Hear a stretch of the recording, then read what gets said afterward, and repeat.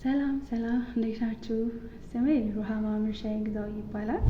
ተወልጄ ያደግኩት እንዲሁም የመጀመሪያና ሁለተኛ ደረጃ ትምህርቴን ያጠናቀቅኩት በጅማ ከተማ ነው።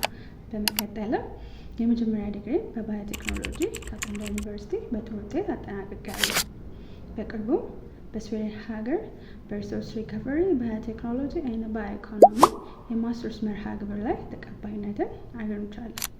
ዓላማዬ ባዮቴክኖሎጂን በመጠቀም የኢትዮጵያ አካባቢ ጥበቃና የጤና ሁኔታ ሊያሻሽሉ የሚችሉ ዘላቂ መፍትሄዎችን ማፍለቅ ነው።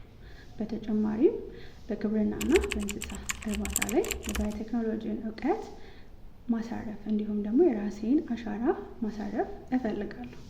ትምህርት ለግል ስኬት ብቻ ሳይሆን ለማህበረሰባችንም የቻልነውን ወይም ደግሞ ለማህበረሰባችንም መልሰን አገልግሎት የምንሰጥበት ኃላፊነት እንደሆነ አምናለሁ።